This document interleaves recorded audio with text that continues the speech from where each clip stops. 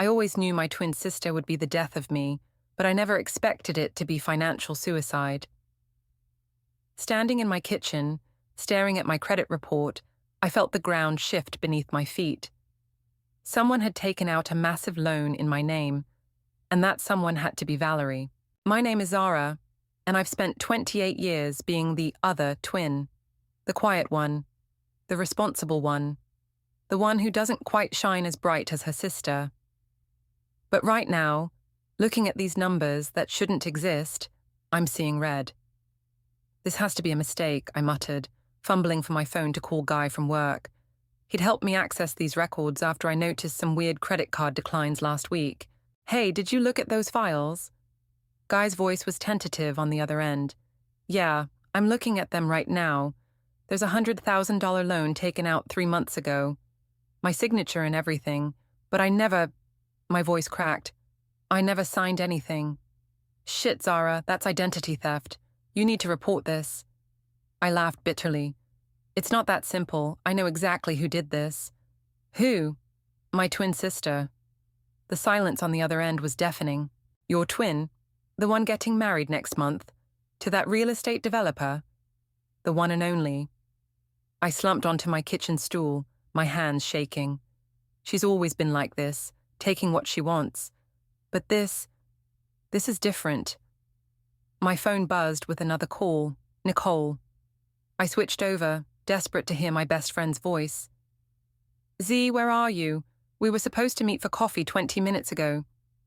Nick, I need you to come to my place, now. What's wrong? You sound weird. Valerie happened. My voice was barely a whisper. 30 minutes later, Nicole was pacing my kitchen while I showed her the documentation.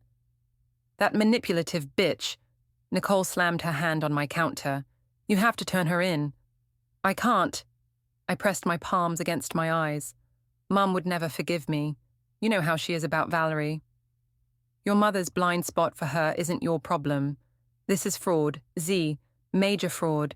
My phone lit up with a text from Valerie herself. Bridesmaid dress fitting tomorrow at 2. Don't be late this time. The audacity, Nicole muttered, reading over my shoulder. She's acting like everything's normal while sitting on a loan in your name. That's Valerie. She probably doesn't even think she did anything wrong. I showed Nicole more texts from the past few months. All the usual sister stuff, wedding planning, family gossip. Look at these. It's like living in 2 realities. What are you going to do? Before I could answer, my doorbell rang.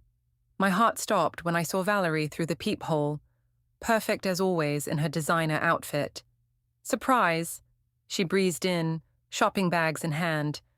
I was in the neighborhood and thought, oh, hi, Nicole. Her smile flickered slightly. Sister stuff, you know. Mind giving us a minute? Nicole looked at me, concern etched on her face. I nodded slightly and she gathered her things. Call me later, she said firmly, squeezing my arm as she left. Valerie was already making herself at home, pulling out wedding magazines. So I've been thinking about the reception seating and I know about the loan, Val. The words tumbled out before I could stop them. She froze for a split second, so brief I almost missed it, before continuing to flip through pages. What loan? The $100,000 you took out in my name. My voice was steadier than I felt. I have the paperwork right here. Valerie finally looked up, her face a perfect mask of concern. Oh, that. I was going to tell you. It's just a temporary thing for the wedding. You know how these things are. Just a formality, really. I'll have it paid back before you know it. A formality? It's fraud, Valerie. It's illegal. She reached across the counter and grabbed my hand. Don't be so dramatic, Z. We're sisters, twins. What's mine is yours, right? Besides, her grip tightened slightly. Think about what this would do to Mom, to the family, to my wedding. You wouldn't want to ruin everything over a silly misunderstanding, would you? I pulled my hand away, feeling sick. Get out! Don't be like this. She stood, gathering her magazines. Sleep on it. You'll see I'm right. At the door, she turned back. Oh, and don't forget, dress fitting tomorrow at 2. We need you there, sis. After she left, I sat in my silent kitchen, staring at the loan documents. My hands were shaking again, but this time it wasn't from shock. It was from rage. I didn't go to the dress fitting. Instead, I sat in Nicole's living room, surrounded by takeout containers and my mounting evidence against Valerie. "She's called 6 times in the last hour," I said, silencing my phone again. "Mum's called twice." "Good, let them sweat." Nicole was typing furiously on her laptop. "I've been researching identity theft between family members. It's more common than you'd think, but that doesn't make it any less illegal." My phone buzzed with a text from Mom. "Your sister is in tears. Whatever disagreement you're having, family comes first." "Family comes first," I read aloud, my voice bitter. Funny how that rule only applies when it's convenient for Valerie. The doorbell rang, making us both jump. Nicole peeked through the window and swore under her breath. "It's your sister." "Don't answer it," I said, but Valerie's voice carried through the door. "I know you're in there, Z. Your car's outside. Open up." Nicole looked at me questioningly. I nodded, squaring my shoulders. Valerie burst in, still wearing her bridal boutique outfit. "What the hell? Do you know how embarrassing that was? Everyone was waiting." "Embarrassing?" I stood up. "You want to talk about embarrassing? How about explaining to my credit card company why my cards are being declined?" "Lower your voice," Valerie hissed, glancing at Nicole. "This is between us." "No, it's not. Not anymore." I grabbed the folder of documents. "You committed fraud, Val. You stole my identity. You forged my signature." "I had no choice." She threw her hands up. "Sergio's family expects this huge wedding, and his business is having a slow quarter. The loan officers wouldn't approve me because of my existing debt, but your credit score is perfect. So you just decided to help yourself to it. I knew you wouldn't understand." Valerie's eyes welled up with tears, her signature move. "You've always been jealous of what Sergio and I have. You're trying to ruin my wedding because you're alone and bitter." Nicole snorted. "That's rich, coming from someone who committed a felony." "Stay out of this," Valerie snapped before turning back to me. "Z, please. I'm your sister, your twin. Remember when we were kids and you broke Mum's vase? I took the blame for you. I was 7. This is fraud." "I'll pay it back. Every penny, I swear. Just not until after the wedding. Please don't do anything stupid." "Stupid? Like stealing my identity?" Valerie's tears vanished, replaced by something cold. "Fine. You want to play it this way? Go ahead, report me. But remember, you'll destroy this family. Mum will never forgive you. Is that what you want? To be the daughter who sent her twin sister to jail?" "Get out!" Nicole stepped forward. "Now." Valerie grabbed her purse. "Think carefully about your next move, Z. Very carefully." She slammed the door behind her. My legs gave out, and I collapsed onto the couch. "She's right. Mum will never forgive me." "Screw that." Nicole sat beside me. "Your mum's enabling has allowed Valerie to become this person.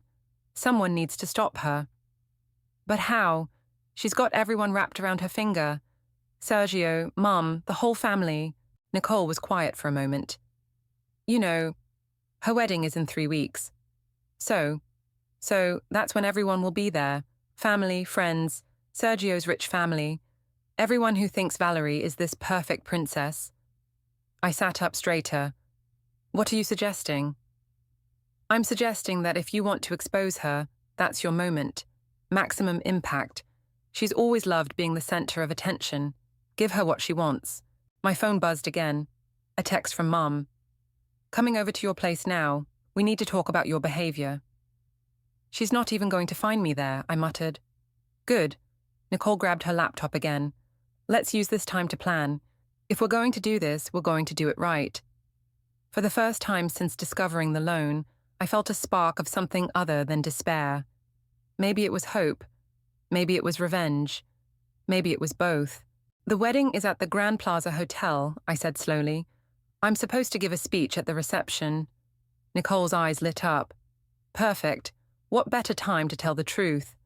She'll try to stop me. Let her try. We'll have copies of everything ready.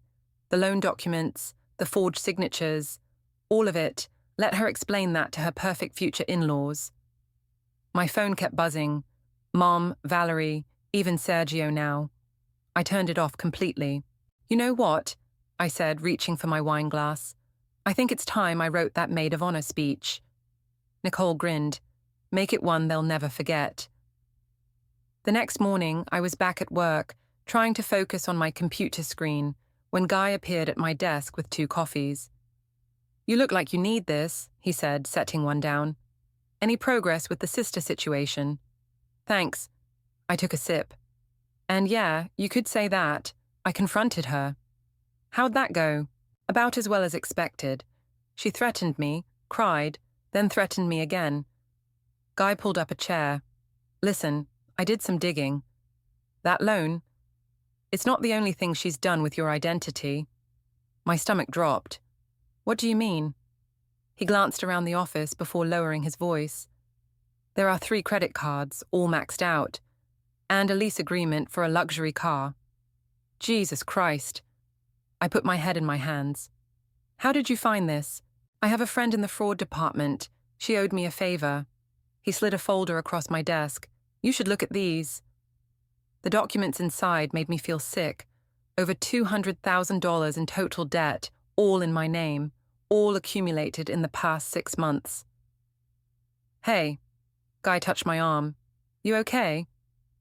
Before I could answer, my phone lit up with the text from Sergio. Lunch today.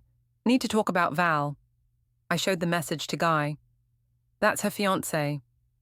Are you going? I should. He deserves to know what he's marrying into. The upscale restaurant Sergio chose felt suffocating. He was already there when I arrived, looking every bit the successful real estate developer in his tailored suit. Zara. He stood to greet me. Thanks for coming.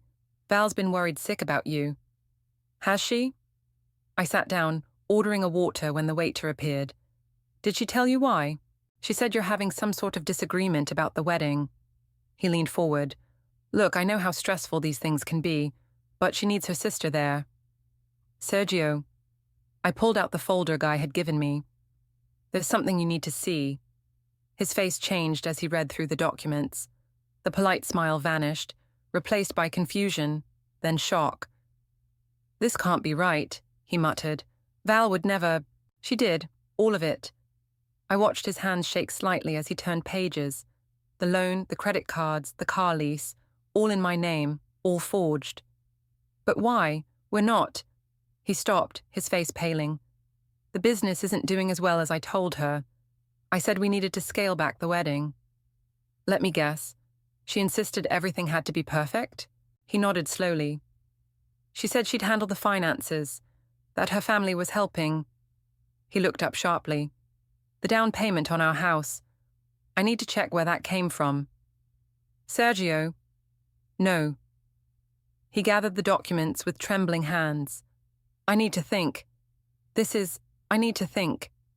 He practically ran from the restaurant, leaving me with an untouched glass of water and a half-eaten bread basket. Back at work, Guy was waiting at my desk. How'd it go? I think I just blew up my sister's engagement. Good. He sat down. But there's more. Remember that luxury car lease? I found out where the car is. I raised an eyebrow. It's not for her. He pulled up a photo on his phone. It's registered to some guy named Marcus, taken last week outside a hotel downtown. The photo showed Valerie, dressed to kill, kissing a man who definitely wasn't Sergio. Holy shit, I grabbed the phone. She's cheating on him too. Gets better.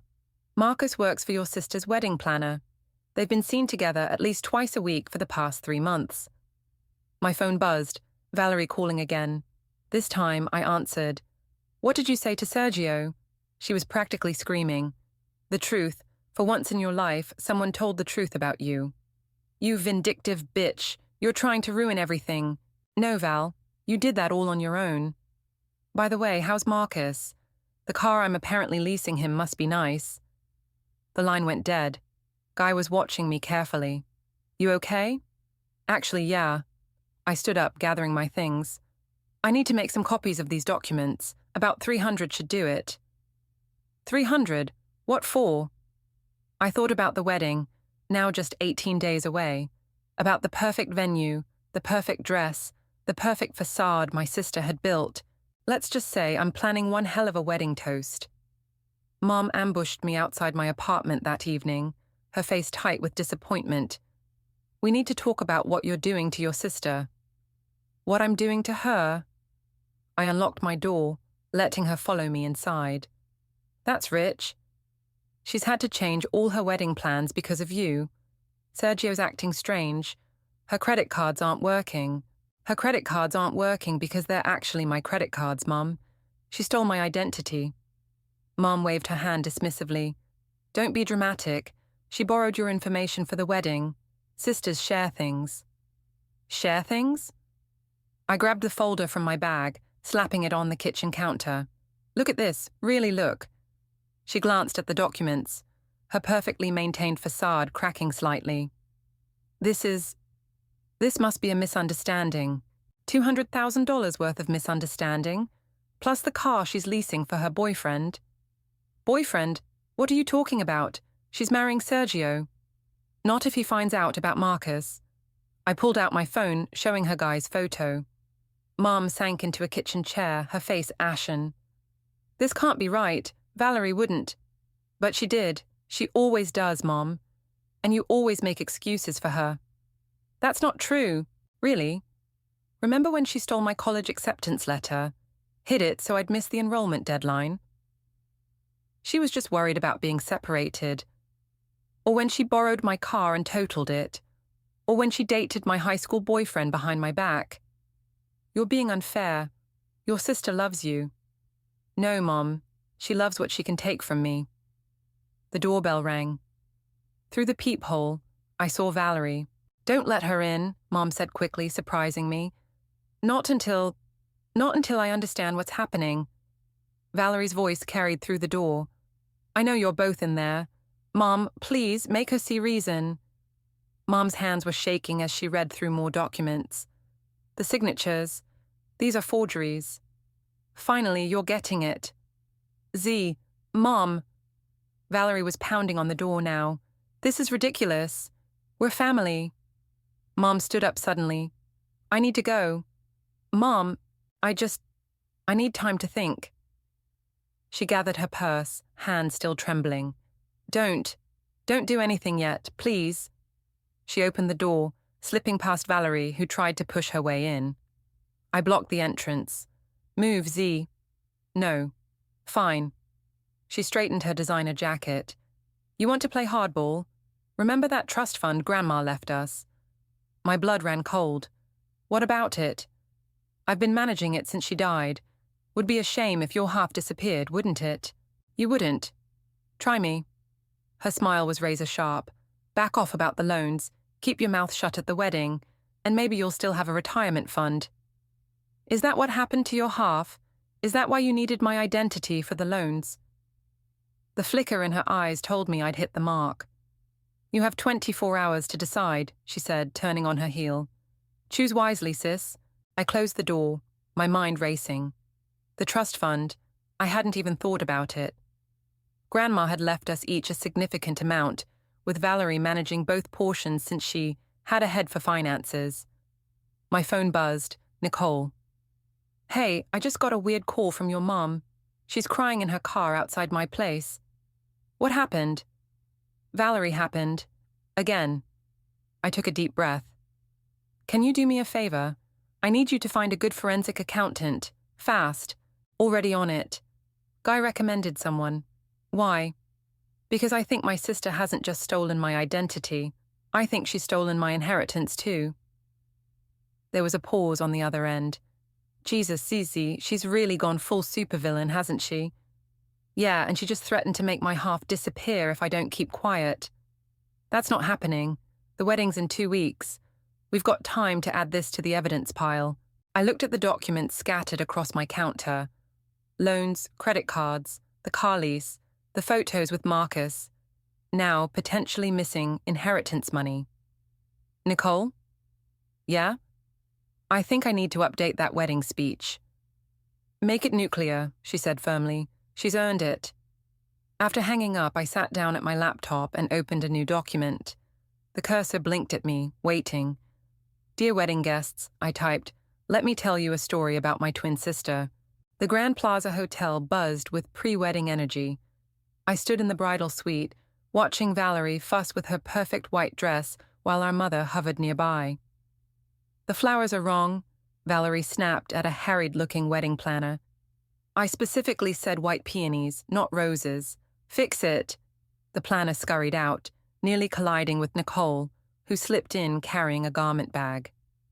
"Your dress," Nicole said, handing it to me, "and everything else we discussed is ready."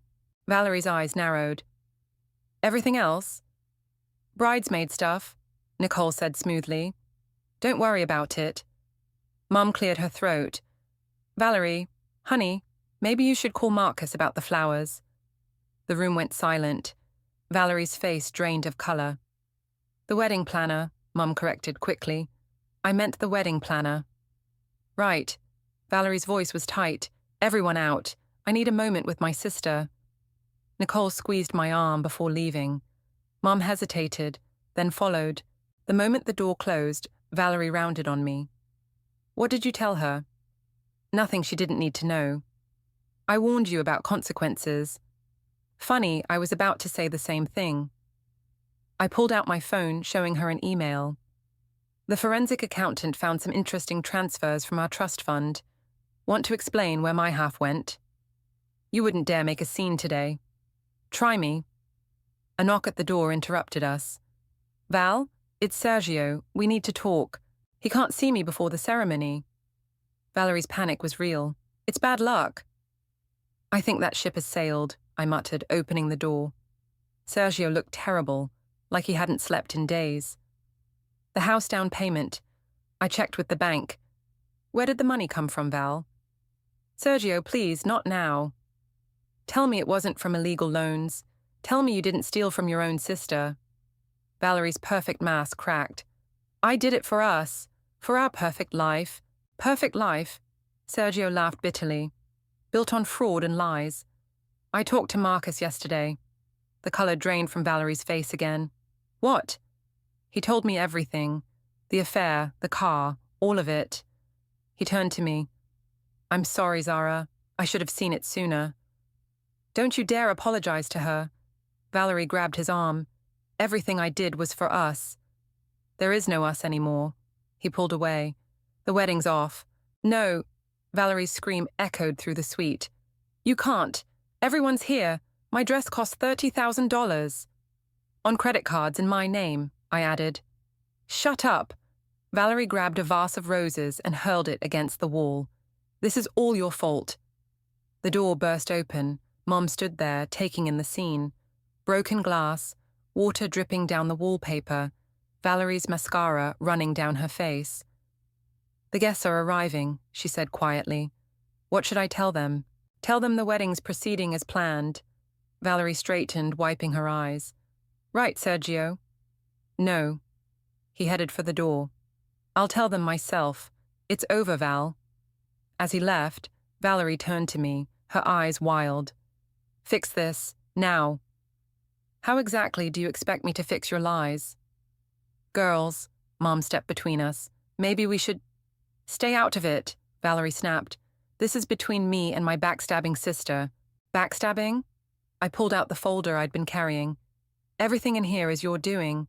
Every loan, every forged signature, every lie." "What's in the folder?" Mom asked. "My maid of honor speech," I said, "along with proof of everything Valerie's done." "You can't!" Valerie lunged for the folder, but I stepped back. "Watch me." Nicole appeared in the doorway. "They're asking for the bridal party. Everyone's seated." I looked at my sister, her perfect dress, her ruined makeup, her desperate eyes. For a moment, I saw the little girl who used to climb into my bed during thunderstorms, seeking comfort from her twin. Then I remembered the loans, the theft, the lies. Marcus. "Coming," I said, gripping the folder tighter. "I have a speech to give." "Zara, please," Mom whispered. "She's your sister." "Yes," I replied, walking toward the door. and it's time everyone knew exactly what that means. The Grand Plaza's ballroom was packed with 300 guests in formal wear, all murmuring about the delayed ceremony. I walked to the front, where the microphone stood ready on its stand. Nicole quietly distributed sealed envelopes to key tables: Sergio's family, the wedding party, close relatives. Valerie burst in behind me, still in her wedding dress, mascara streaked across her face. "Don't you dare!" "Ladies and gentlemen," I spoke into the microphone, my voice surprisingly steady. "I'm Zara, the maid of honor and twin sister of the bride." The crowd quieted, all eyes turning to me. Mom stood frozen in the doorway. Sergio sat with his parents, his face grim. "Many of you are wondering about the delay. Some of you may have heard rumors. I'm here to tell you the truth." I opened my folder. "You see, my sister has always been exceptional at creating perfect moments, perfect images, perfect lies." "Security!" Valerie screamed. "Get her away from that microphone." "Before anyone moves," Nicole stood up, "please open the envelopes in front of you. What you're looking at is documented evidence of identity theft, fraud, and embezzlement." The rustle of opening envelopes filled the room. Gasps followed. "3 months ago," I continued, "my sister stole my identity to secure loans for this wedding. She forged my signature on credit card applications. She leased a luxury car in my name, not for herself, but for her lover, Marcus, who I believe is sitting right there." All heads turned to Marcus, the wedding planner, who was already trying to slip out the back. "That's a lie." Valerie rushed the stage, but Guy and Nicole blocked her path. "The total amount stolen under my name comes to over $200,000, I said, my voice growing stronger. "But that wasn't enough. She also embezzled from our grandmother's trust fund, money meant for both of us." Sergio's father stood up, waving documents. "These loan applications, they match the down payment on the house."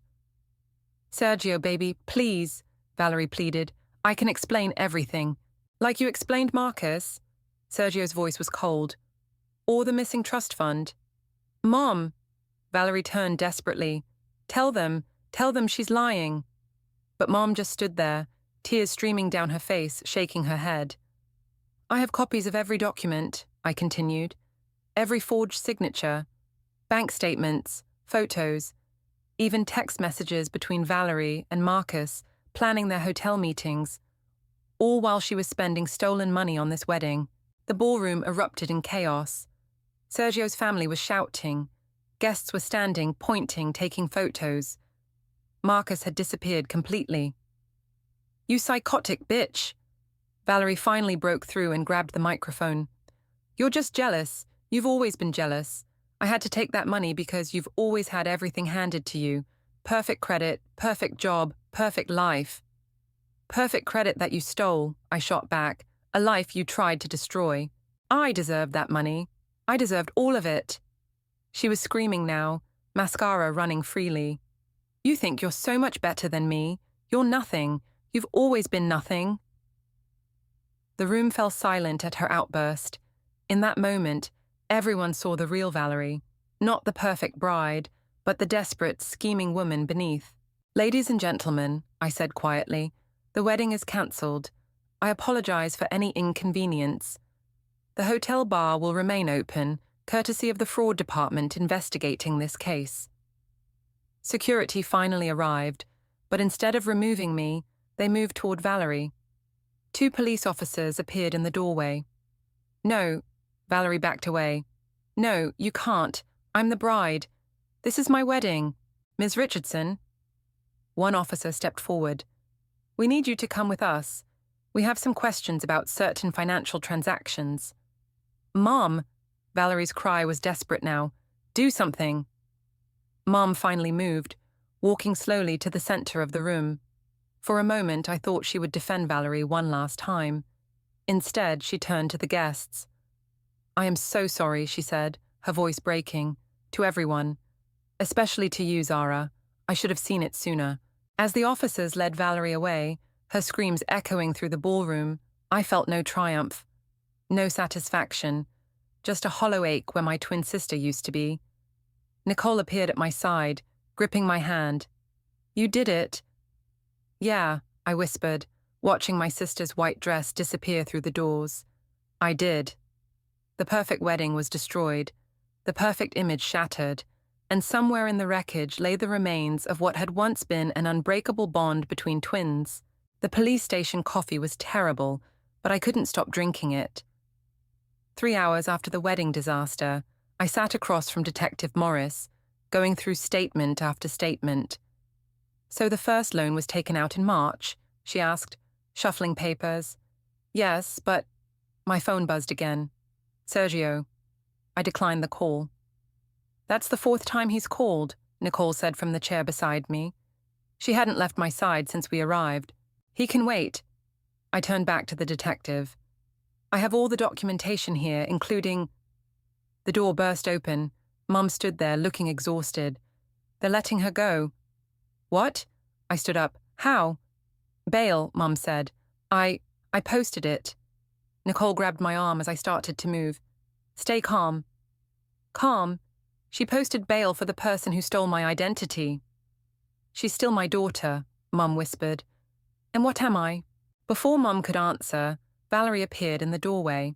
She'd changed out of her wedding dress into borrowed clothes, her makeup completely gone, looking smaller somehow. Well, she said, her voice hoarse, quite a show you put on, sis. Detective Morris stood. Ms. Richardson, you're not supposed to... It's fine, I cut in. Let her speak. Valerie stepped into the room, her eyes red but dry. You really did it. You really destroyed everything. You destroyed it, Val, the moment you decided to steal from me. Steal from you? She laughed bitterly. You always had everything. The grades, the job, the perfect credit score. What was I supposed to do? Not commit fraud? Girls, Mum stepped between us. Please. Stay out of it. We both snapped in unison, then stared at each other, momentarily thrown by our twin synchronicity. You know what's funny? Valerie continued. I actually thought you wouldn't go through with it, that when it came down to it, you'd choose family. Family? I stepped closer. Was it family when you hid my college acceptance letter, when you dated Tommy behind my back, when you took my trust fund? I needed it more than you. That's always been your excuse. You need it more. You deserve it more. Because I do. She was crying now. You don't know what it's like always being compared to you. Perfect Zara, who does everything right. Perfect? I grabbed the folder of evidence. Look at this. Look at what you did. This isn't about me being perfect. This is about you being a criminal. Ladies, Detective Morris interrupted. That's enough. But years of suppressed anger were pouring out now. You want to know the worst part? I continued. I would have helped you if you'd just asked, if you'd been honest for once in your life. Honest? Valerie's laugh was ugly. Like you were honest today, humiliating me in front of everyone. You humiliated yourself. I hate you, she whispered, then louder. I hate you. I wish we weren't twins. I wish we weren't even sisters. The room fell silent. Mom let out a small sob. Well, I said quietly, you got your wish. We're not sisters anymore. Not after this. Valerie's face crumpled for a moment before hardening. Fine. Enjoy your perfect life without me. But remember, you did this. You chose revenge over family. No, Val, you chose crime over family. The consequences are yours. She turned to leave, then paused. By the way, Sergio's been calling you. Probably wants to thank you for ruining his life too. After she left, Nicole squeezed my hand. You okay? No. I sat down heavily. But I will be. Detective Morris cleared her throat. We'll need you to come back tomorrow to finish the statements.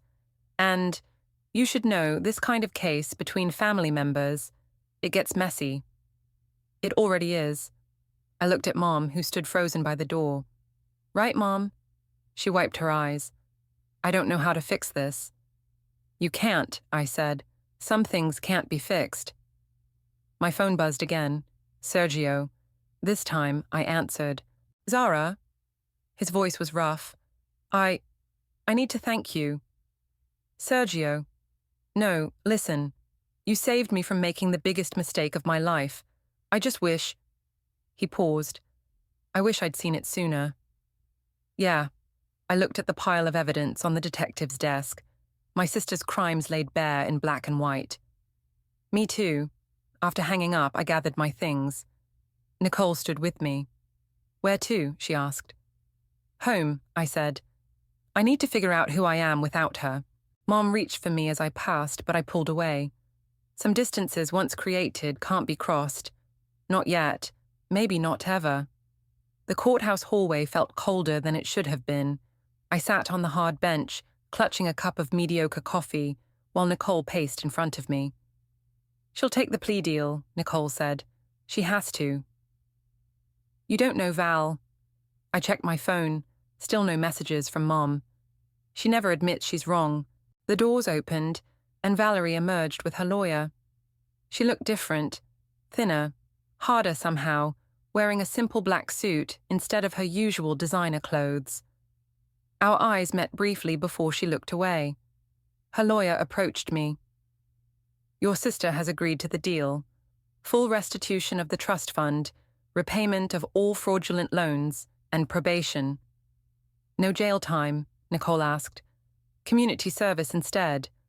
And mandatory counseling. I nodded slowly. Okay. That's it, Valerie's voice cracked. Okay? That's all you have to say? What do you want me to say? I don't know. She stepped closer. Yell at me. Tell me you hate me. Something. I don't hate you, Val. I stood up. I just don't trust you anymore. Ms. Richardson, her lawyer warned, we should go. Wait. Valerie pulled something from her bag, a small worn photo album. Remember this? I did. It was our childhood album, the one with all our twin photos. Halloween costumes, birthday parties, school plays. Mum gave it to me, she said quietly. In counseling, they asked me when things changed, when I started, being like this.